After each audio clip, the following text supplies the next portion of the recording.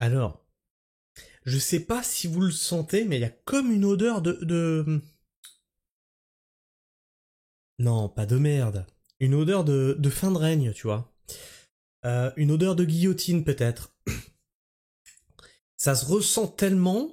Tu vois, il n'y a pas que moi, il n'y a pas que toi qui le ressent. Il y a même nos très chers élus qui le ressentent tellement qu'ils en sont à se taper sur la gueule. Hein, euh, à l'Assemblée nationale. Alors, vous savez, Public Sénat, c'est la chaîne, elle est pas très regardée. Au pire, faites ça. Hein, faites des combats de MMA, ça sera plus divertissant, tu vois. Hein, et puis on va faire pareil pour la Troisième Guerre mondiale. Ce qu'on fait, c'est qu'on va prendre Macron, on va prendre Biden, on va prendre Poutine, on va prendre Zelensky, on va les mettre là, chacun face à l'autre. On va les prendre aussi les dirigeants israéliens et palestiniens. On les fout tous dans une cage de MMA, octogone, démerdez-vous, et puis on regardera le vainqueur à la fin et on parlera avec lui. Hein. Réglez ce que vous avez à régler entre vous et arrêtez de verser du sang des prolos. Mais bon, écoute, ça se tape sur la gueule. Bon, on va voir quand même ce qui s'est passé. Une vive altercation éclate entre un député MoDem et deux députés du NFP à l'Assemblée. Mais enfin, je sais pas. Vous allez me dire, on va regarder ça. Dans l'hémicycle, une vive altercation entre le député MoDem Nicolas Turquois et deux députés de la France Insoumise. Les huissiers sont même contraints d'intervenir. Ce qui s'est passé tout à l'heure dans l'Assemblée nationale est extrêmement choquant. L'un de vos collègues, en effet, a menacé d'abord notre collègue socialiste. Puis, alors que je lui demandais de quitter l'hémicycle, est venu me menacer. Et heureusement, Monsieur Fesneau, effectivement, que vous étiez là pour retenir le collègue de votre groupe, parce que... On en est là quand même à l'Assemblée. Non, n'y va pas, tu sais, comme en bagarre de récré, n'y va pas. T'as de la chance, il m'a retenu. Allez, t'as de la chance, hein. Parce que moi, je te pétais ta gueule, hein. T'as de la chance, mon pote, il m'a retenu. Hein. Par contre, ce que je regarde là, c'est que, tu vois, la gauche est en train de dire, oui, machin, on m'a cherché, etc. C'était quel parti politique qui, tu sais, quand il devait mettre les trucs dans l'urne, là, a fait des intimidations sur le représentant Rassemblement National. À chaque fois, il tendait la main et on lui l'a refusé. Hein? Des logus qui avait fait... C'est pas des menaces, ça. Non, c'est juste il était un peu trop grand, il voulait lui dire bonjour, peut-être. Que sinon, je ne suis pas sûr du fait que, à la fin de la soirée, je ne me serais pas pris une baigne. Selon des députés MoDem, leur collègue Nicolas Turquois aurait reçu des menaces par mail et jusqu'à son domicile. Voilà ce qui expliquerait son comportement. Faut aussi mesurer... Non, ça n'explique rien. Tu reçois des menaces à ton domicile, tu vas voir la gendarmerie, tu vas voir la police, tu fais quelque chose. Tu ne tapes pas sur tes collègues. Si ça se trouve, c'est pas ton collègue qui est responsable, c'est n'importe quoi, enfin. Mais enfin, c'est quoi ces excuses? J'étais violent parce que on m'a menacé. Oh là là. Ouais, si, à la rigueur, je peux comprendre qu'on en arrive là, mais pas à l'Assemblée. Moi, je suis sanguin, par exemple. Ça pourrait m'arriver. Ah, mais clairement. Clairement, moi, je suis quelqu'un qui... Ça pourrait m'arriver, oui. Mais je suis pas à l'Assemblée. Ce que c'est que l'attention de recevoir du harcèlement, y compris à domicile. Ça n'empêchera pas que le député en question puisse s'en expliquer auprès de ses collègues pour veiller à faire en sorte que les débats puissent se passer dans les bonnes conditions, c'est-à-dire des conditions de débat et de respect mutuel et d'abord physique. Cette altercation s'est déroulée sur fond de débat quant à l'abrogation de la réforme des retraites. Selon les membres de la France... Ils en sont à se foutre sur la... Oh, putain, non, on n'en est pas là. Ils en sont à se foutre sur la gueule pour nous imposer de travailler jusqu'à 64 ans et peut-être plus. Hein. Ils sont tellement convaincus que c'est ce qu'il faut faire qu'ils se tapent sur la gueule pour... Non mais on va les forcer à travailler jusqu'à 64 ans. On va les forcer à travailler une journée gratuitement. On va les forcer à être taxés sur la flotte. Vous en êtes rendu là. Alors tu sais, moi quand je vois ça, j'ai comme l'impression qu'ils sentent que ça va leur tomber sur la gueule, là, qu'ils vont pas pouvoir en réchapper, et ils essayent de montrer, pour moi c'est du spectacle, hein. Ils essayent de montrer, regardez, je me suis battu pour vous le peuple, je suis un gentil, m'enlevez pas ma tête, j'ai toujours été pour vous, le peuple, hein. France Insoumise, c'est le symptôme d'une majorité plus que fébrile. Mais pourquoi ils en sont à ce niveau de tension? Parce que le gouvernement qu'ils soutiennent est en sursis. Dans une semaine, c'est terminé. Je suis assez d'accord, oui. Oui, d'ici une semaine, c'est terminé. Mais d'ici 15 jours, c'est le peuple dans la rue. Et voilà, hein, qu'ils viennent me chercher. On s'en rappelle tous de ça. Ce que vont retenir aujourd'hui les Français et les Françaises qui ont regardé les débats, c'est que la Macronie est défaite, c'est que la Macronie est finie. Le vice-président de l'hémicycle, Xavier Breton, a expliqué que l'incident sera évoqué au prochain bureau de l'Assemblée nationale.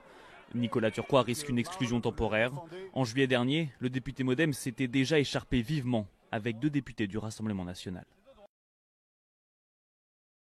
On va regarder ce qui se passe dans les commentaires. Alors non, un député Les Démocrates menace des élus PS et LFI. Imagine, t'as tellement envie de faire trimer les gens jusqu'à 64 ans que tu es même prêt à en venir aux mains. C'est tellement ça en fait. Mais c'est tellement ça. Non, vraiment, les macronistes sont les personnages les plus méprisables de la vie politique. Mais c'est tellement ça en fait. Oh, mon Dieu. Les insoumis dans le rôle de la sainte Nitouche, quelle hypocrisie. Alors, non, d'accord. On peut reprocher ce qu'on veut aux insoumis, on peut reprocher ce qu'on veut aux LN, on peut reprocher ce qu'on veut aux macronistes. Là, on est sur des faits. Les faits, c'est qu'il y a un insoumis qui s'est fait menacer, qui a failli s'en prendre une. Les faits sont là, tu peux dire ce que tu veux, il n'y a pas de « ah, il joue la sainte Nitouche ». Il l'a pas provoqué. La racaille de LFI. La racaille sera toujours de la racaille, même sur un beau siège ou avec une cravate. Et je comprends pas pourquoi ils disent ça, parce que c'est pas le gars de chez LFI qui a cherché la merde. Ou il me manque un élément. Je sais pas, parce que de ce que je comprends, c'est l'autre qui a voulu lui en mettre une. La honte, comment peut-on voir ce genre de scène dans l'Assemblée nationale? Un député de la Macronie en venir aux mains dans l'hémicycle, c'est pathétique. J'ai plus de mots, ce gouvernement doit être censuré, ça ne peut plus durer ainsi. Eh bien, il salope tout ce qu'il touche. C'est tout le problème de ce gouvernement. Il salope tout ce qu'il touche. Hein. On a vu Macron, hein, encore, au cœur de Notre-Dame, hein, pour les remercier. La fin du chantier, remercier les artisans. Mais tu te fous de ma gueule. Tu te fous de ma gueule. Tu rigolais quand Notre-Dame était en flammes. Rappelle-moi combien l'État a donné pour la réparation de Notre-Dame. Ah, rien. Ouais, c'est bien ce qui me semblait. Ouais. 7 000 € par mois pour ce triste spectacle en toute impunité pendant que certains se feraient licencier pour le même geste à 1 600 € par mois. Et c'est tellement juste, ces mecs nous coûtent un pognon de dingue. Ils ne font que couler la France et s'en foutent plein les poches. Ils nous desservent sur le plan international comme sur le plan national. Et ces mecs, ils touchent 7 000 € par mois, ils sont même pas virés. Et même s'ils l'étaient, ils partent avec des compensations, une retraite, etc., tout ça. Ils partent avec des avantages. Moi, ça m'écœure, mais au bout d'un moment, tu sais quoi? À fouer, hein, on dégage tout ça, là. Tout cramer, repartir sur des basses scènes. Ah ouais, non mais là, il y a plus que ça, j'ai envie de dire. Il faut faire une Léo Dagan à un moment. Le NFP est une poubelle. Comédien, tragédien, de peu de talent. Belle communication pour une fois, que c'est LFI, on ne précise pas qu'il s'agit du PS. Ah non, pardon. Je me disais bien, ça n'a aucun sens. Belle communication pour une fois que c'est pas LFI, on ne précise pas qu'il s'agit du PS. Si, c'est dit. Mais si, c'est dit que c'est un socialiste. Quel contraste avec la joie, la fierté et les talents des ouvriers et artisans qui ont rebâti Notre-Dame de Paris. Et cette classe politique immature, anxiogène et désormais inutile. Pour ma part, je ne vois pas une altercation entre deux députés, mais une agression du député MoDem à l'encontre d'un député NFP. C'est ce que je vois aussi. C'est ce que je vois aussi. Dans les images, en tout cas. Titre mensonger, le député MoDem Nicolas Turquois a voulu en venir aux mains avec les députés de gauche. Oui. Oui, c'est ça. J'aurais cru voir une bagarre dans l'hémicycle d'un pays qui vient de découvrir la démocratie. Et en fait, non. C'est la France. Et ses centaines d'années d'expérience. La honte internationale. Et ouais, et c'est là qu'on est sur un gros problème. Nos usines sont parties. Notre agriculture est à genoux. Le budget, on est pire que la Grèce quand elle a commencé à dégringoler et à être en mesure d'austérité. On aura bientôt le FMI sur la gueule. On est un pays du tiers-monde. Et nos élus se comportent comme des gens d'un pays du tiers-monde. Et pire, je pense que des élus du pays du tiers-monde se comportent mieux que ça. Vous êtes une honte. Vous êtes censé représenter le peuple. Vous ne nous représentez plus. C'est une vaste blague. Pays corrompu, narcotrafic, déclassement. Le député de ville et le député des champs, autrefois le rat des villes, invita le rat des champs, d'une façon fort civile, à des reliefs d'Ortolan. Jean de La Fontaine, 1668. Ok pour une dépense supplémentaire, installation d'un octogone au Palais Bourbon. Je vote pour. Je vote pour. Au moins, ça sera divertissant. Et au moins, la chaîne publique Sénat reprendra un peu de visibilité. Hein.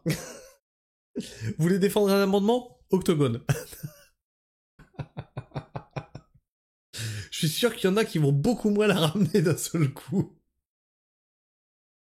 Enfin bref, tu vois que ce pays va mal. Ce pays est une honte. Vraiment, là, j'ai peu d'espoir. J'ai peu d'espoir pour l'avenir. Je le sentais venir. Hein. Moi, ça fait 5 ans que je me prépare, hein, que je suis dans le dur. Je vois que le monde est en train de s'effondrer. La France, mon pays, hein, je pleure ma France. Je pleure la France des années 90. Je vois que mon pays est en train de s'effondrer. Et là-dessus, je me suis préparé à pas mal de choses. Je peux jamais être prêt à tout. C'est pas possible. C'est pas possible. Mais, les gars, faites des stocks. Faites des stocks de bouffe. Faites des stocks de flotte. Faites des stocks de médicaments. Soyez prêts à ce que le système soit de plus en plus défaillant. Je sais pas quoi vous dire de plus. Prenez soin de vous. Et ben si tu veux, tu me partages ton avis dans les commentaires. Tu t'abonnes, tu me mets le petit like, tu cloches. J'ai rien de plus à vous dire. Prenez soin de vous. Prenez soin du sol. Et restez pragmatique. Ciao.